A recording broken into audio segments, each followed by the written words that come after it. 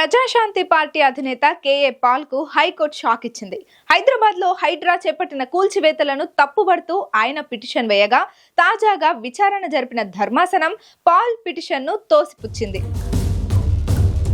హైదరాబాద్ లో అక్రమ కట్టడాలపై ఉక్కుపాదం మోపేందుకు రంగంలోకి దిగిన హైడ్రా కూల్చివేతలను ప్రారంభించిన సంగతి తెలిసిందే. ఇప్పటికే నగర పరిధిలోని చాలా కట్టడాలను నేలమట్టం చేసింది. ప్రముఖులు, సామాన్యులు అంటూ ఎవరికి మినహాయింపు ఇవ్వడం లేదు. దీంతో హైడ్రా చేపట్టిన కూల్చివేతలపై అన్ని వైపులా విమర్శలు వ్యక్తమవుతూ వచ్చాయి.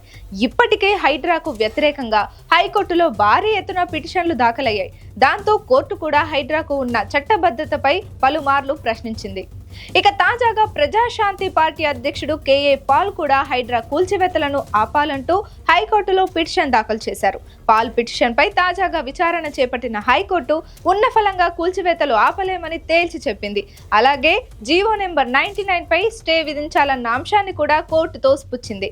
అయితే అక్రమ కట్టడాలు కూల్చివేతలకు 30 రోజుల ముందే నోటీసులు ఇవ్వాలన్న దానిపై ప్రతివాదులుగా ఉన్న హైడ్రా మరియు తెలంగాణ ప్రభుత్వాన్ని కౌంటర్ దాఖలు చేయాలని ఆదేశాలు జారీ చేసింది. ఇక ఈ కేసుకు సంబంధించి తదుపరి విచారణను ఈ నెల 14కు వాయిదా వేసింది. ఇదిలా ఉంచితే ఓవైపు హైడ్రాపై రోజు రోజుకు వ్యతిరేకత పెరుగుతున్నప్పటికీ మరోవైపు ప్రభుత్వం మాత్రం హైడ్రాకు అనుకూలంగా నిర్ణయాలు తీసుకోవడం చర్చనీయాంశంగా మారింది. ఇప్పటికే హైడ్రాకు చట్టబద్ధత కల్పిస్తూ రాష్ట్ర కేబినెట్ నిర్ణయం తీసుకున్న సంగతి తెలిసిందే.